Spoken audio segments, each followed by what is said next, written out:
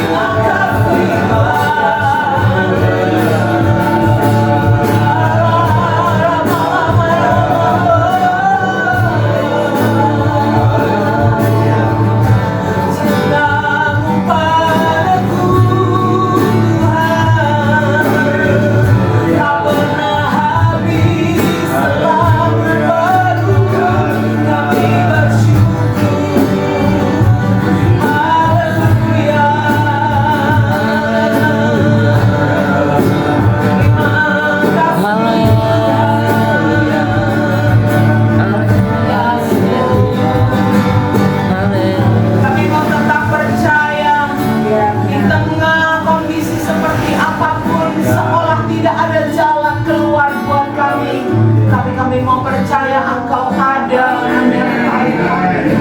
Terima kasih. Hatiku percaya, hatiku percaya, hatiku percaya, selalu ku percaya, hatiku percaya, hatiku percaya, hatiku percaya, selalu ku percaya, hatiku percaya, hatiku percaya, hatiku percaya, selalu ku percaya.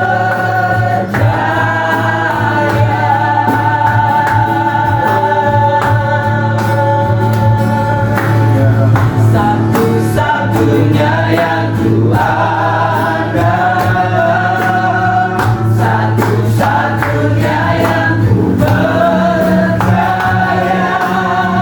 Engkau sumber kekuatan, sumber pengharapan, sumber kedamaian. Satu-satunya yang ku andalkan, satu-satunya yang ku percaya, Engkau Tuhan memberkati, Tuhan menyembuh, Tuhan memulihku. Banyak saudara yang percaya akan tangan-Mu. Hatiku percaya,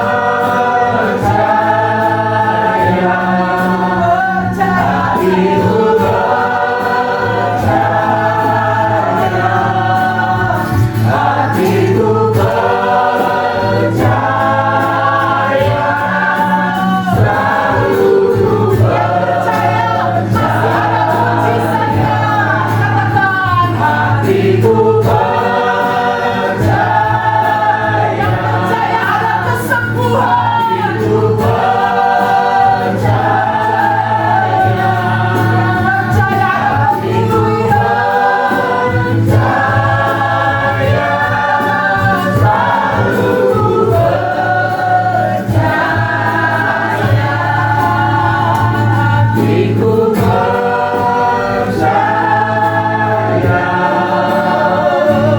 hatiku percaya,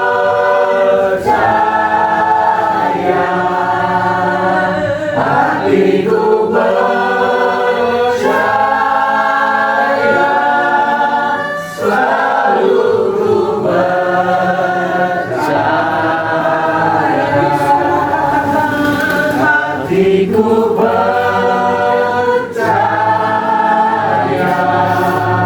Hatiku percaya,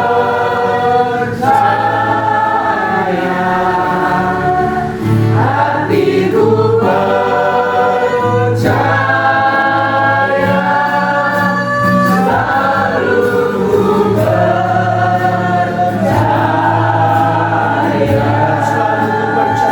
selalu ku percaya, selalu ku percaya, selalu ku percaya, selalu ku percaya.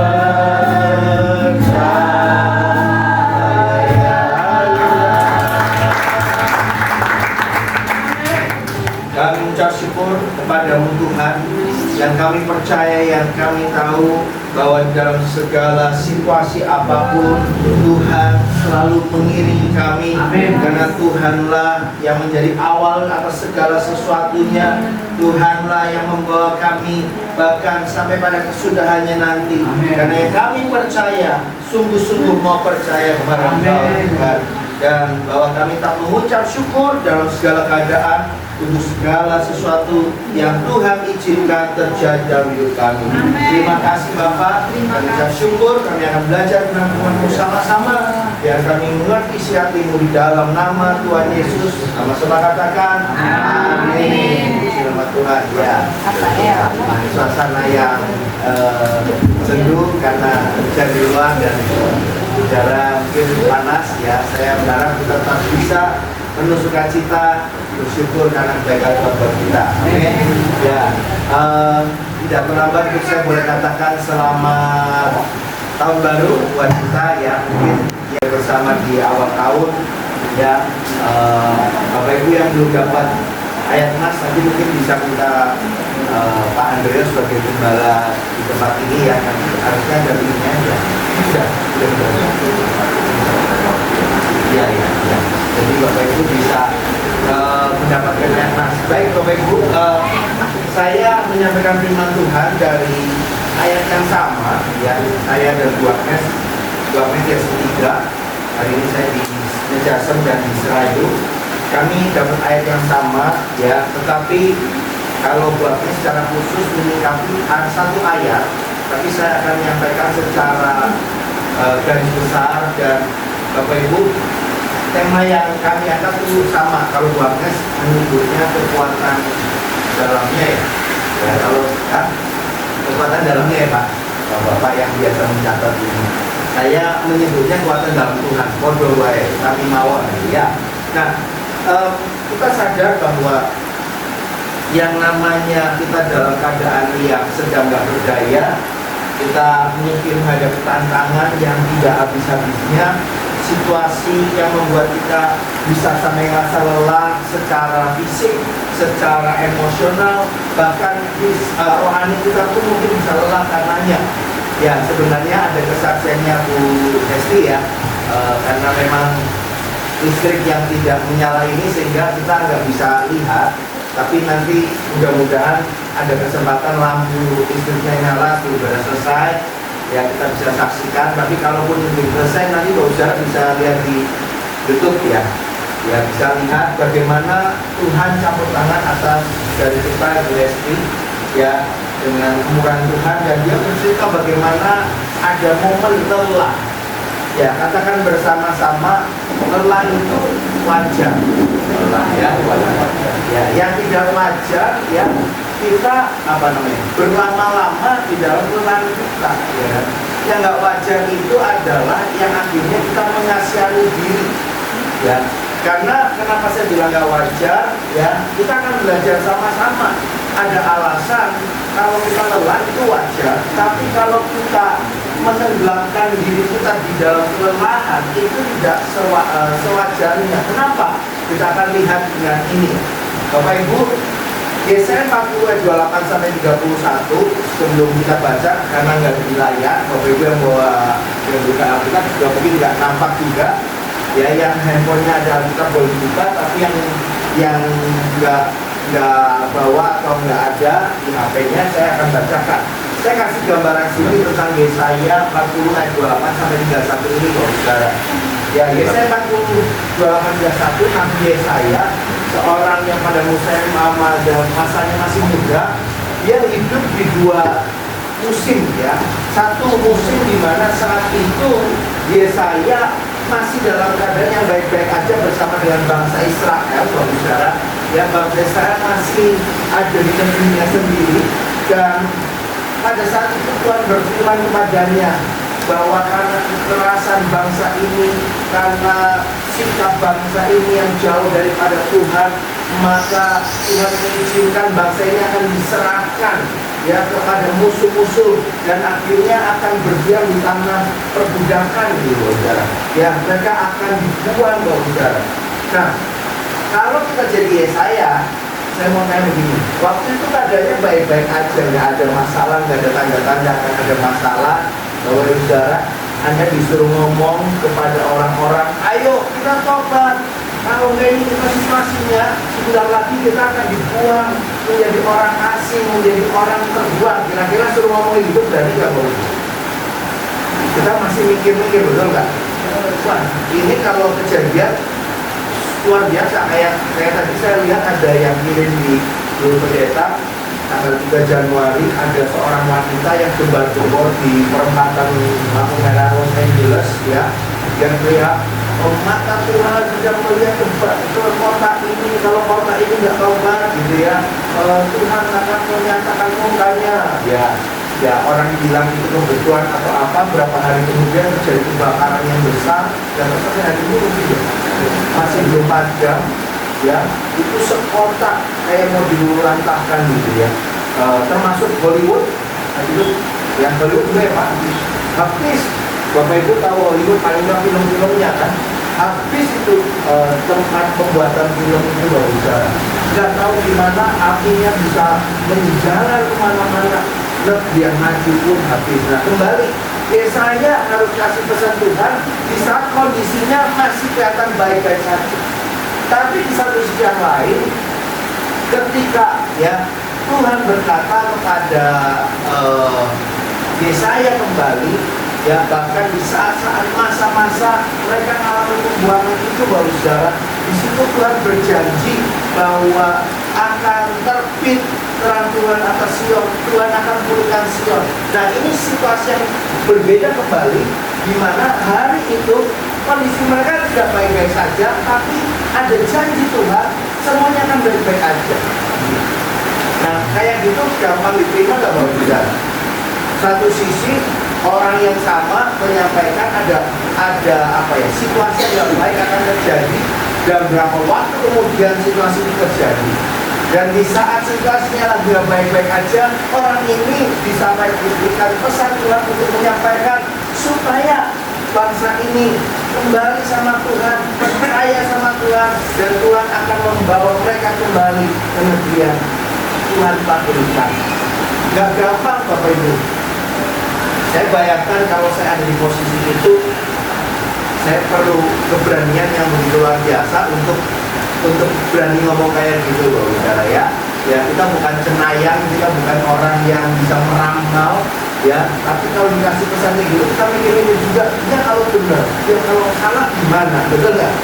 Nah, Yesaya 40 menjadi bagian yang sangat penting memberitahukan kepada kita kesatuan ini, bahwa dialah kekuatan kita. Saya baca ayat ini, ayat 28 sampai 31. Kalau ada yang buka HP-nya bisa dilihat, boleh baca sama-sama dengan saya. Yesaya 40 ayat 28 sampai 31. Yesaya 40 ayat 28 sampai 31. Ya, ini tolong hujan dari luar, anginnya kayaknya dorong ke dalam ya. Ada spring ya. Ya baik saudara, kita baca ayat ini 1, 2, 3. Tidakkah kau tahu dan tidakkah kau dengar, Tuhan ialah Allah kekal yang menciptakan bumi dari ujung ke ujung, dia tidak menjadi lelah dan tidak menjadi lesu, tidak terduga pengertiannya, yang memberi kekuatan kepada yang lelah dan menambah semangat kepada yang tidak berdaya. Orang-orang muda menjadi lelah dan lesu, dan teruna-teruna jatuh tersandung. Tetapi orang-orang yang menanti-nantikan Tuhan mendapat kekuatan baru. Mereka seumpama Raja Wali yang naik terbang dengan kekuatan sayapnya. Mereka berlari dan tidak menjadi lesu. Mereka berjalan dan tidak menjadi lelah. Ya, ibadah remaja kemarin saya menggunakan ayat ini juga, tetapi saya berfokus kepada bagian ya ayat yang ke-30 ketika dikatakan orang-orang muda menjadi lelah ya dan lesu, teruna-teruna muda itu menjadi tersandung dan ya jatuh tersandung gitu saudara ya. Nah saya akan fokus kepada beberapa ayat ya untuk mengingatkan kita betapa kita punya Tuhan yang begitu luar biasa dalam hidup kita. Suatu kali ada seorang muda yang sedang belajar panjat tebing ya. Kalau panjat tebing itu ya harusnya manjat tebing gunung-gunung, itu mungkin kalau yang tidak paspor, tetapi itu jadi olahraga yang diperlombakan. Tebing dalam arti ini bukan tebing gunung, malah tembok atau papan yang dibuat melekuk-lekuk gitu ya, yang butuh kekuatan seorang manjat ya, kemudian tiba-tiba kadang sedikit melontarkan badan untuk bisa menggapai bagian yang lain, kadang harus kakinya yang dorong ke atas, atau kadang memaksakan salah satu tangan dilepas supaya bisa nyantol gapai bagian lainnya, saudara. Nah, kita lihat atau kisah ini adalah ketika orang muda ini sedang belajar dan satu titik dia sudah nggak berdaya, udah. Dia ingin menyerah, dia sudah hampir jatuh, habis tenaganya, saudara. Dan pelatihnya dari bawah melihat, wah ini sepertinya anak muda ini sudah nggak mampu lagi. Dan pelatihnya bilang, jangan takut, saatnya kamu berpegang kepada tali. Jadi biasanya orang latihan itu ada tali, ada apa namanya, sling ya, apa namanya, saya agak lupa, karabiner, ya karabiner. Ya, cantolan besi kemudian sambungkan tali, dan anak muda itu dikasih tahu sama pelatihnya, sekarang pegang itu tali yang ada di belakangnya, yang dia bisa pegang gitu ya, saudara. Dan apa yang terjadi, saudara, ketika dia terjatuh, maka pelatihnya dari bawah langsung tahan tali itu, bisa ya, sehingga anak muda itu tidak terjatuh seketika. Dia tertahan dan akhirnya diulur-ulur sampai turun ke bawah, saudara. Ya, nah dalam hal ini, saudara, demikianlah kita seringkali nggak mampu menjalani hidup ini. Tapi tahukah kita bahwa dia, Tuhan adalah sebagai instruktur yang siap sedia menarik ya kita dari kejatuhan kita, menarik kita dari kehancuran kita, menyelamatkan, dan dia beri kekuatan buat kita untuk terus melanjutkan perjalanan hidup kita. Kali ini berbicara bagaimana kita berpegang kepada kebenaran firman Tuhan. Setiap perkataan Tuhan yang telah disampaikan secara lisan lewat Alkitab yang Bapak Ibu kita baca, maupun lewat kebenaran firman yang kita dengar, yang telah diolah gitu ya, dari sebuah perenungan menjadi khotbah, disampaikan lewat mimbar, ataupun firman yang disampaikan lewat nyanyian. Ya kan, kayak Ibu Esti bersaksi bagaimana waktu itu ada satu titik bahkan sudah nggak bisa apa-apa, tapi lewat pujian ya Bu, lewat mengenai khotbah itu mendorong kembali satu iman untuk percaya pada Tuhan. Nah, pelajaran penting apa yang kita bisa lihat dari semua ini? Yang pertama, saudara, yang pertama ayat 28, tidakkah kau tahu dan tidakkah kau dengar, Tuhan ialah Allah kekal yang menciptakan bumi dari ujung ke ujung. Katakan dari ujung ke ujung. Artinya apa, saudara? Semua ya, tidak ada campur tangan manusia, semua adalah hasil karyanya Tuhan, di mana Tuhan menciptakan semuanya itu. Tuhan yang kekal, Tuhan yang ada sejak Alfa sampai pada Omega, Dia yang selalu ada di setiap musim kehidupan. Mungkin di saat kita berhenti dalam musim kehidupan, Dia masih berlanjut. Ya, mungkin waktu kita belum ada, Dia sudah ada. Ya, bukan bilang sudah pasti gitu, saudara ya. Dan ada ayat berikutnya, kalimat berikutnya berkata demikian, Ia tidak menjadi lelah dan tidak menjadi lesu. Tuhan yang menciptakan semuanya, Tuhan yang mengawal, menciptakan dan mengawal sejak alam semesta ini, Tuhan tidak pernah lelah. Itulah penghiburan buat kita. Kita manusia sebagai ciptaannya berkali-kali mengalami kelelahan dalam perjalanan hidup. Tapi ingatlah, Tuhan pencipta kita yang mengawal dari dulu, sekarang, bahkan sampai selamanya.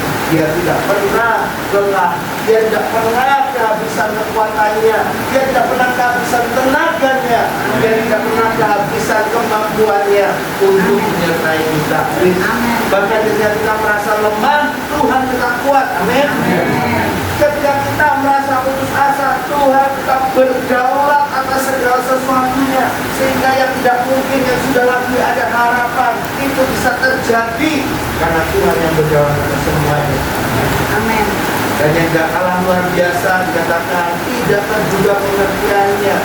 Kita amat sangat terbatas dengan wawasan pengetahuan kita. Bahkan saya bilang kepada anak-anak muda, sehebat-hebatnya kalian orang muda mencari informasi, baik lewat Google, lewat apa namanya, AI, ChatGPT, ya, banyak hal yang bisa didapatkan. Bukan hanya koran. Mungkin kalau koran yang mungkin bilang, oh saya tahu wawasan dari koran, kita ketahuan angkatan berapa gitu kan. ya kan? Oh, saya tahu dari majalah dan sebagainya. Nah, Bapak Ibu Saudara yang kekasih, Tuhan pengertiannya melampaui pemahaman kita semua, Ustaz. Ya, seringkali kita nggak ngerti kenapa kita harus menghadapi tantangan pergumulan, tapi firman Tuhan mengingatkan bahwa pengertiannya tidak terduga, dan saya mengatakan ini, rencananya selalu dan begitu sempurna bagi kita semua. Amin. Dia tahu kebutuhan kita jauh lebih baik daripada kemampuan kita sendiri mengetahui segala sesuatunya. Lantas, kenapa? Dia yang cintai kita, dia yang ada sejak dulu, sekarang bahkan selamanya. Dia yang tahu akan hari depan kita kalau kita mengikuti jalan-jalannya. Nah, sama seperti lampu. Hari ini Bapak Saudara terpasang di tempat ini ada 1, 2, 3, 4, di belakang mungkin berapa itu? 2. 1 ya, berarti artinya ada 5 lampu termasuk pohon Natal ya, dan semua akan nampak kayak gantungan biasa ini ya. Kenapa Bapak Saudara?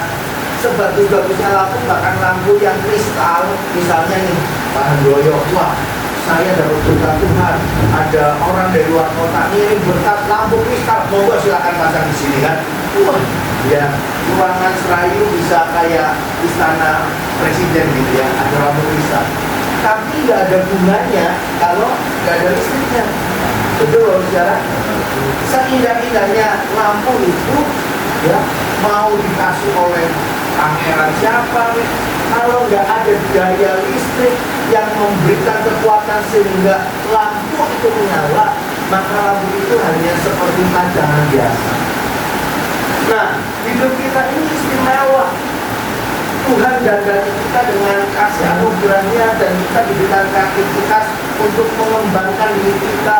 Ya, potongan rambut kita mungkin aku lebih suka ini, lebih suka itu, lebih yakin pede kalau begini begitu, ya kan? Nah, ya rambut putih, wah itu makin keren, indah. Ya, rambut putih keren gitu ya. Banyak orang malah ikut-ikutan gitu ya. Nah, tahu itu deh. Ya, sedangkan yang sudah rambut putih tidak sedikit yang lebih kemudian dihitamkan. Maka luar biasa di sini yang rambutnya putih tetap dipertahankan. Ya. Nah, Bapak Saudara dikasih dalam Tuhan, mau casingnya kayak apa, yang nggak kalah penting apa yang ada di dalam hidup orang itu, apa yang menggerakkan hidup orang itu, energi tenaga apa yang membuat orang itu bergerak. Kalau tenaganya adalah tenaga yang pesimis, ya tampilannya mau keren, tapi orang itu penuh dengan ketakutan, kecemasan. Tapi sebaliknya, mungkin kita biasa-biasa saja, tapi kita tahu siapa yang ada di dalam kita, yang menggerakkan hidup kita. Maka percayalah, situasi keadaan tidak berkuasa atas kita, karena kita selalu melihat dengan cara siapa yang di dalam kita melihat, yaitu Tuhan Yesus. Amin. Nah, karenanya Bapak Saudara kasih, apa yang kita bisa terapkan dalam hal ini? Ya, waktu kita merasa lelah dalam keadaan tantangan hidup, datang sama sumbernya, datang sama Tuhan sebagai kekuatan kita yang nggak pernah habis, yang nggak pernah lelah. Amin. Amin. Mungkin kita ngadepin orang bolak-balik, kita akan dibikin lelah, tapi percayalah Tuhan kita nggak pernah lelah sama saudara saya. Percayalah Dia memahami setiap pergumulan kita, bahkan ketika saudara saya sama sekali juga paham apa yang sedang melalui hari-hari ini. Saudara, saya mau katakan ini saudara, kita mungkin kehabisan tenaga, tapi Tuhan tidak pernah kehabisan kekuatannya untuk menyertai dan menolong. Yang kedua, kalau yang pertama tadi apa? Tuhan adalah sumber kekuatan yang tidak pernah lelah. Maka bagian yang kedua, oh ya nanti Pak boleh saya lihat ke jemaat yang maksudnya KPT-nya mungkin tidak ternyata. Yang kedua, Tuhan memberi kekuatan kepada mereka yang lelah. Kita bacanya Yesaya 42:29. Dia memberi kekuatan kepada yang lelah dan menambah semangat kepada yang tiada berdaya. Bapak Ibu, Tuhan yang akan memberikan kekuatan yang baru Menambah itu kan artinya apa? Yang sudah ada ditambahkan, betul nggak Bapak Saudara? Ya, kecuali belum apa-apa dikasih, diberi. Di sini menarik dikatakan dia memberi kekuatan dan dia menambah semangat. Wow, kekuatannya dia beri, semangatnya ditambahkan. Tuhan menyediakan kekuatan itu buat saudara dan saya. Dia nggak mengabaikan mereka yang lelah, yang putus asa.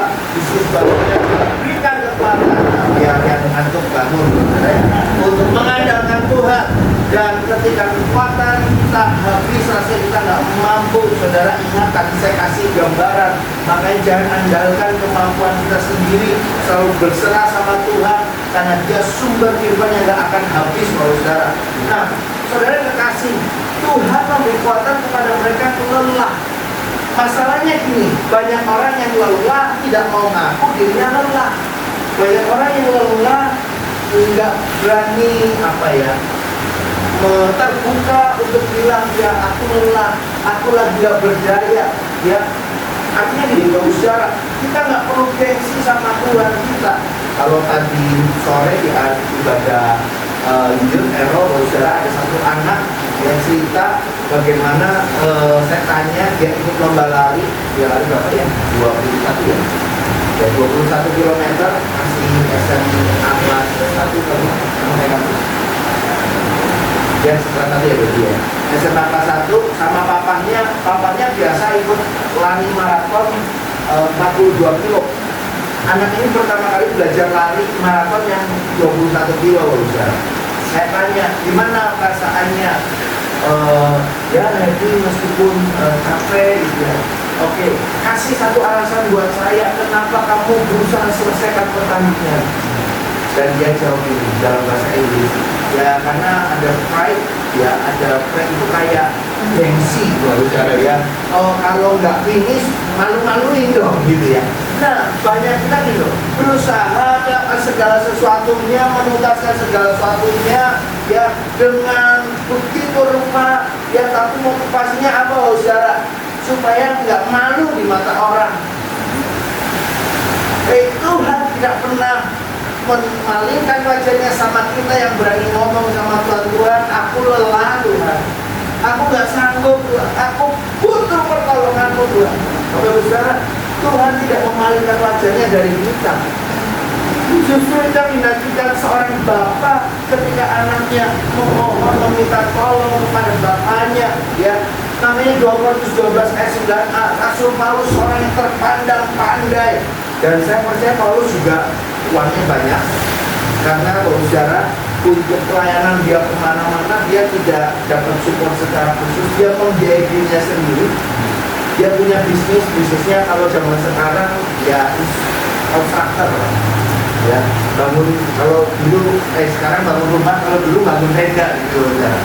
Ya jadi ya secara keuangan cukup baik, tetapi pada satu saat dia merenungkan dan mendapat perenungan ini dan menjawabkan Tuhan begini, 2 Korintus 12 ayat 9a.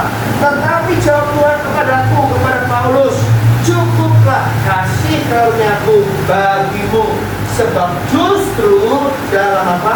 Kelemahan kuasaku punya itu besar. Tuhan menjadi sempurna. Kasih karunia Tuhan buat kita sudah lebih dari cukup. Jangan mempertanyakan lagi, jangan meragukan lagi. Tuhan, di mana Engkau? Kasih karunia cukup, Bapak Saudara. Justru inilah momen di mana kita semakin sadar kita nggak ada apa-apanya tanpa kasih karunia Tuhan. Itu yang Bu Resi katakan dalam kesaksiannya. Saya tahu cuma kasih karunia Tuhan, betul ya Bu? Syutingnya berapa hari yang lalu? 2 minggu, 3 minggu? Iya. Oh Desember ya, mudah-mudahan masih keingat ya kalimat demi kalimat. Kalau enggak ya tonton lagi. Itu yang diucapkan. Kok saya hafal? Ya karena 2 ibadah sudah dengerin kesaksiannya ya. Ya. Jadi Bapak Saudara yang kasih, yuk kita sadar Dia yang memberi kekuatan kepada kita. Dia juga yang melihat di saat kita lemah. Disitulah di mana kita lemah itu menjadi kesempatan buat Tuhan bergerak lebih bebas. Ya, seharusnya mungkin nggak usah tunggu sampai kita menjadi begitu lemah dan nggak berdaya ya. Tapi memang pada hakikatnya pada dasarnya begitu banyak atau hal yang mungkin egonya kita, aku masih bisa gitu ya, sampai Tuhan ngenteni nunggu sampai kamu menyerah, kamu nggak bisa apa-apa, akhirnya gandol Gusti ya benar ya. Harusnya sih kalau kita sudah belajar dari pengalaman di hari lalu, jangan tunggu sampai kita nggak bisa apa-apa, betul Bapak Saudara. Kan kalau Tuhan sudah kasih sebuah anugerahnya buat kita, kasih karunia-Nya, sejak awal pun kita bisa bilang, Tuhan, aku nggak mampu, Tuhan tolong saya. Itulah cara yang saya pakai menurut saya. Ya mungkin saya seorang yang tidak terlalu banyak mikir. Mungkin bagi yang orang terlalu banyak mikir, apa-apa jadi aku dipikirin semua gitu ya. Saya cuma belajar satu hal, berkali-kali saya tanda kutip memotong kompas. Kenapa Saudara? Saya tahu ada situasi-situasi yang Tuhan izinkan tidak mudah. Saya tahu ini nggak gampang. Saya tahu saya punya jawaban, tapi saya rasa ini bukan jawaban yang terbaik saya, solusi yang terbaik yang saya bisa lakukan. Dan saya cuma selalu lakukan ini, satu yang saya lakukan, Tuhan, aku menyerah. Aku menyerah itu bukan akhirnya apapun Tuhan urus, aku biar aja, tidak ada.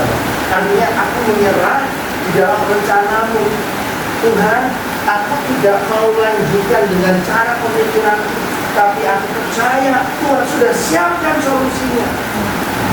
Selesai saya doa, hati saya mulai menjadi lebih tenang. Masalah belum, tapi yang sering saya lihat adalah Tuhan yang sudah mulai bergerak. Tuhan yang mulai selesaikan setiap pergumulan masalah itu, dan selalu menjadi jawaban buat hidup saya. Ya, berkali-kali saya perhatikan. Jadi saya mau bilang sama Bapak Ibu Saudara, ya mungkin di awal-awal kita akan belajar untuk menyerah sama Tuhan sampai di titik kita sudah nyoba dan mentok kita nggak bisa. Tapi saya mau bilang, cepat sadar mulai hari ini, segala sesuatu proses yang Tuhan izinkan, Tuhan cuma meminta satu. Dari awal kita tahu kita harus berserah sama Tuhan. Ya, jangan kehabisan waktu sampai Tuhan mulur. Ben. Mau kayak apa coba dilihat, sekuat apa. Tapi kalau kita sudah tahu rahasia di sini, Tuhan sumber kekuatan, Tuhan kasih kekuatan bagi mereka yang lelah.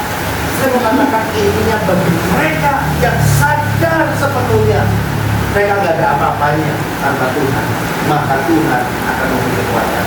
Sama seperti seorang bapak, di mana waktu itu bapak itu sedang mengajak anaknya di peternakan di Amerika, saudara, dan dia minta anaknya coba itu kita harus isi air sebab biasanya air yang mengalir ini lagi kering gitu ya, untuk menampung air untuk kasih minuman buat ternak gitu.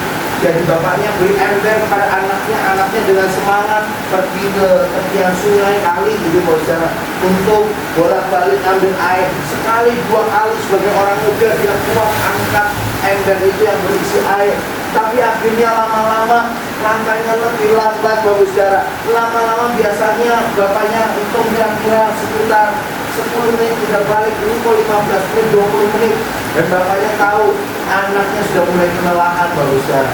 Bapaknya yang lagi pindahin rumput dan sebagainya akan kena, dia tinggalkan saudara tempat itu, dia susul anaknya. Dia temukan anaknya sudah termenggeng-menggeng gitu ya. Anaknya sudah menyerah, aduh capek dan sebagainya. Tiba-tiba ada satu tangan yang terulur dan mengangkat anak ini dan membantu anak ini mengambilkan embernya. Ayo, Papa bersama kamu, kita selesaikan ini semua. Kira-kira apa yang terjadi saudara? Anak yang tadinya sudah lemas, sudah tidak punya kekuatan, ketika bapaknya hadir, menyodorkan pertolongannya, mendampingi, memberikan semangat, akhirnya pekerjaan itu terselesaikan juga. Amin. Untuk tujuan yang mulia yang daripada Tuhan, percayalah Tuhan tidak pernah tutup mata sama kita. Asalkan kita mau berkata, Tuhan, aku menyadari, aku perlu pertolongan-Mu. Jangan takut mengakui kelemahan saudara di hadapan Tuhan. Dia tidak akan mengecewakan kita. Justru Dia akan kasih kekuatannya sama kita. Waktu kita merasa gak berdaya, ingatlah kekuatan Tuhan cukup menopang kita untuk melewati segala musim hidup. Karenanya saya kasih istilah gini saudara, pernyataan. Kelemahan kita adalah undangan bagi Tuhan untuk menunjukkan kuasa-Nya. Amin. Justru disitulah kuasa Tuhan yang nyata. Yang terakhir, saya tutup dan kita akan doa. Dia sumber kekuatan. Dia mau kita sadar bahwa kita sebagai orang yang gak sanggup, gak berdaya, kita lelah, lesu dengan segala proses. Dia mau kita menanti-nantikan Tuhan, di mana Dia membawa kekuatannya bagi kita. Nah, bagian yang ketiga ini lengkapnya Bapak Bicara nanti bisa lihat dulu, karena di bagian inilah istri saya menyampaikan poin yang lebih detail. Ya benar ya Pak Indro ya. Poin ini ya ada beberapa hal ya yang disampaikan, menantikan Tuhan seumpama raja wali yang terbang. Yang menantikan itu gambaran singkatnya adalah sebuah waktu yang dimana kita menunggu bukan perkara yang enak, betul Bapak Saudara. Belum datang kapan ya kayak hari ini ya masyarakat Indonesia menanti-nantikan pernyataan resmi PSSI ya, yang tadinya katanya jam 3 mau diumumkan pelatih pengganti Sintayong. Saya pun nunggu ya, oh ya jam 3 saya udah lewat setengah 4, saya pikir terlambat, kata jam 4 tadi ya, terlambat, ternyata belum muncul. Ada tulisan, ada kalimat para wartawan terjadi, kami tidak tahu kenapa harus mundur, tapi katanya mundur jam 4 lewat detik muncul ya saudara. Ya saya kira 1 jam penantian itu bukan hal yang gampang, apalagi mungkin mereka masih harus ngejar berita yang lain mungkin. Tapi kalau saudara, untuk hal yang paling berharga, saya percaya penantian itu adalah sesuatu yang siap dilewati oleh tiap orang. Ya, karena dia tahu yang dia tunggu, yang dia kejar, yang dia ingin harapkan adalah sesuatu yang paling berharga dalam hidupnya. Menanti-nantikan Tuhan harusnya menjadi hal yang paling berharga bagi kita. Justru saudara, yang suka bikin masalah adalah begini. Tuhan sudah siapkan rencananya, tapi kita nggak sabar menanti, nggak sabar menunggu, nggak sabar menjalani proses, kita potong jalannya. Maka apa yang terjadi saudara? Kita menambah PR buat Tuhan untuk reschedule strateginya, untuk tata ulang strateginya. Ya meskipun saya percaya Tuhan selalu punya jawaban dan punya cara. Tapi itu yang terjadi sama bangsa Israel. Harusnya 4 bulan sudah masuk tanah perjanjian, tapi dibikin ngaco sendiri sama bangsa Israel dengan keluh kesah, dengan cara-caranya sendiri. Ya mereka bilang lebih enak ya kalau kita tinggal di Mesir, meskipun kita budak, tapi kita masih punya tempat tinggal. Nah, saudara, jangan-jangan mentalitas seperti itu ada dalam setiap kita, sehingga ketika kita disertai Tuhan tapi kita masih ngeluh Bapak saudara. Dan lewat semua itu Tuhan izinkan bangsa ini akhirnya 40 tahun. Coba dari 4 bulan jadi 40 tahun, itu bukan kelipatan 10 loh Bapak saudara. Karena 4 bulan berarti harusnya dikalikan 3 lagi kan. Nah, 4 bulan sebagai 4 bulan perjalanan. Ya, tapi apapun itu Bapak saudara, kalau proses yang kita lewati hari ini harusnya tidak menjadi sesuatu yang berkepanjangan. Mari kita sadar, siapa yang suka bikin panjang itu prosesnya? Karena kita terburu-buru akhirnya salah jalan. Karena kita terburu-buru akhirnya kita harus mundur kembali ke titik awal di mana kita harus ambil jalan yang benar. Yuk, karenanya Bapak saudara yang kasih, kita belajar menanti-nantikan Tuhan. Apa artinya sih menantikan Tuhan? Menantikan Tuhan bukan pasif Bapak saudara. Menantikan Tuhan sebuah tindakan aktif kita di dalam doa kita, di dalam bacaan firman kita, di dalam kepercayaan kita penuh kepada Tuhan untuk melihat kuasa-Nya bekerja dalam setiap kita. Nah, pada masa penantian ini, disitulah Tuhan memperbaharui kekuatan kita saudara. Tuhan memulihkan semangat kita dan memberi arah yang salah. Amin. Bapak Ibu, kalau kita tahu handphone kita daya baterainya tinggal 10%, janganlah buru-buru colok charger, kemudian udah nggak tahan lagi, lepas lagi charger. Belum selesai, colok lagi, keburu-buru lagi, lepas. Anda tidak akan pernah bisa mendapatkan baterai yang full. Oh, betul nggak? Ada waktu di mana nanti itu diperlukan. Kita disuruh berdiam diri karena Tuhan mau membuat kita penuh untuk menyiapkan diri menghadapi hari depan. Sama seperti dua raja wali dikatakan semacam ini. Dikatakan seperti raja wali terbang tinggi menghadapi badai. Di remaja saya tunjukkan video bagaimana di saat tadi ada badai, di saat semua burung-burung tertutup, emprit dan semuanya bersembunyi di sangkarnya, saudara. Tetapi satu burung namanya Raja Wali santai aja, ada petir, ada berdua terbang, gitu ya. Wah, tekanan anginnya begitu kuat, justru dia ambil kesempatan itu, dia istilahnya naiki ya tekanan itu, angin itu kayak seorang peselancar, gelombang justru dipakai jadi kesempatan dia melatih kemampuannya. Demikian dia Raja Wali, Raja Wali justru suka dengan badai. Nah, kita melihat badai itu sebagai apa? Musuh atau sebagai cara Tuhan melatih kita. Waktu saya ke Taiwan November akhir, saya dapat pelajaran yang berharga dari orang-orang di sana. Setiap tahun mereka langganan kena angin badai kencang banget. Yang kemarin belum lama sekitar bulan Agustus itu menyebabkan kota itu 2 hari menjadi apa ya namanya, orang-orang nggak boleh keluar rumah, sehingga turis yang mau berkunjung ke Taiwan nggak bisa mendarat di Taiwan. Bandaranya 2 hari ditutup. Turis yang mau pulang ke negaranya nggak bisa pulang, semua orang nggak bisa pulang karena badai yang begitu besar. Singkat ceritanya, saya dapat pelajaran berharga. Saya tanya, wah kasihan ya saudara-saudara di Taiwan tiap tahun langganan badai. Indonesia ya seperti ini, hujan bergerak, wah itu udah masalah. Mereka ngadepin masalah lebih besar. Ya, anginnya begitu kencang, banyak pohon roboh. Tapi mereka bilang gini, justru kami menanti-nantikan datangnya badai. Wah, kok bisa? Taiwan ini negara yang kurang sumber daya air. Tanahnya sangat tandus, mereka nggak, kalau ngebor pun tidak dapat air. Beberapa wilayah jauh dari pantai dan laut, sehingga apa yang bisa diharapkan? Mereka menantikan datangnya badai itu. Badai membawa air bagi daratan mereka. Jadi yang mereka lakukan adalah apa? Mempersiapkan diri menyambut badai. Coba katakan kanan kirinya, mempersiapkan diri menyambut badai. Jangan takut sama badainya. Kalau kita tahu manfaat, tujuan badai diizinkan terjadi, maka kita tahu juga untuk kita bisa mempersiapkan diri menghadapi badai. Kita dengar berita ekonomi tidak akan membaik, jangan takut sama beritanya. Justru ini momen kita mempersiapkan diri kita menghadapi badai.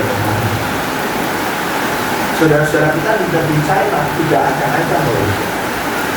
Ya inilah kelebihan bangsa negara kita. Mau ada masalah apapun kayaknya santai, bahewis. Udah kena masalah ngember umat gitu ya. Nah, kita harus belajar seperti mereka, mempersiapkan diri. Bedanya satu, mereka pakai kekuatan sendiri ya. Ya, mereka jauh dari serangan Tuhan. Meskipun saya percaya banyak juga yang mereka sudah menerima Tuhan. Tapi biarlah hari ini kita bisa belajar sama-sama, luangkan waktu kita menantikan Tuhan lewat persekutuan kita setiap hari dalam doa penyembahan kita, pembacaan firman yang kita baca kebenarannya, karena dari situlah saudara saya akan dapat kekuatan baru. Saya katakan ini, mungkin firman ini hari ini belum berbicara banyak karena saudara sedang baik-baik saja. Tapi percayalah, ingat lagi firman hari ini ketika kau tahu, iya, kemarin firman begini, Berapa bulan kemudian saudara ada perubahan, jangan khawatir, jangan takut. Karena badai ada kesempatan melatih diri kita, iman kita lebih kuat sama Tuhan. Amin. Raja Wali pakai badai itu untuk bikin sayap-sayapnya lebih kuat. Kalau nggak ada badai, kalau tinggal kalau saudara, aduh, kok gampang sekali. Tapi dengan ada badai, dia melatih, ada bergerak. Sehingga ketika badai telah berlalu, dia bisa terbang jauh lebih tinggi, bisa terbang lebih jauh. Karena apa? Ototnya jauh lebih kuat dari sebelumnya. Dengan ini Bapak Ibu, setiap anak Tuhan habis melewati badai, yang saya percaya imannya jauh lebih kuat, lebih besar dari sebelumnya. Amin. Amin. Amin. Amin. Ibu Hesti sudah melewati badai. Saya percaya iman ibu dibangun lebih kuat, dan iman ibu membawa keyakinan. Demikian juga Tuhan akan memberikan kekuatan. Setiap kita melewati badai, lihat Tuhan bekerja. Pada akhirnya, sebelum kita doa, saya ingin katakan ini: menantikan Tuhan adalah waktu untuk kita diberikan. Menantikan Tuhan bukan waktu yang terbuang sia-sia. Amin. Mari kita berdoa sama-sama.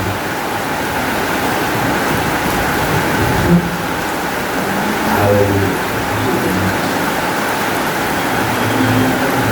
Hanya Engkau yang kami andalkan di dalam hidup kami. Tidak ada yang lain.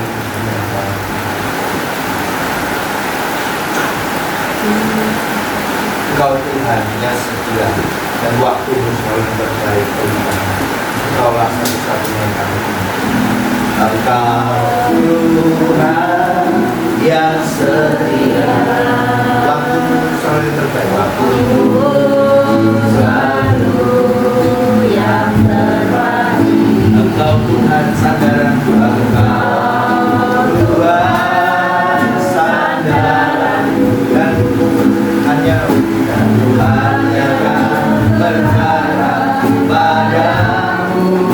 Katakan satu-satunya yang ada.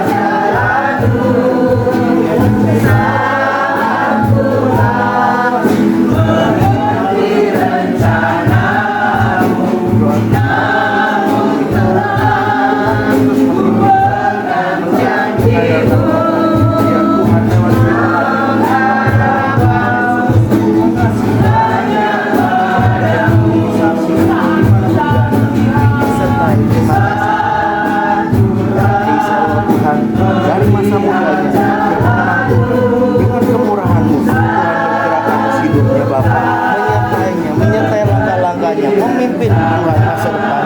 Aku serahkan hidupnya dalam tangan-Mu. Jadilah rencana-Mu yang terbaik buat Selo dalam nama Yesus. Amin.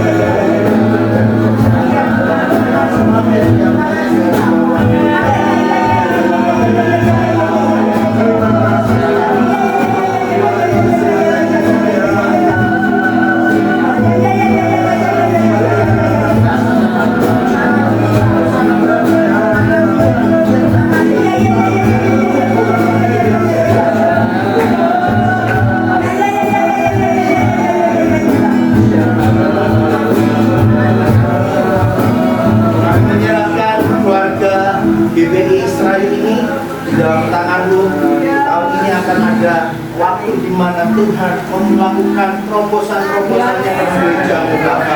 Oh Tuhan, bergeraklah bersama umat-Mu Tuhan, untuk kami boleh menjadi saksi memberitakan kasih Tuhan. Diberikan roh yang berani untuk memberitakan kabar keselamatan pada jiwa-jiwa.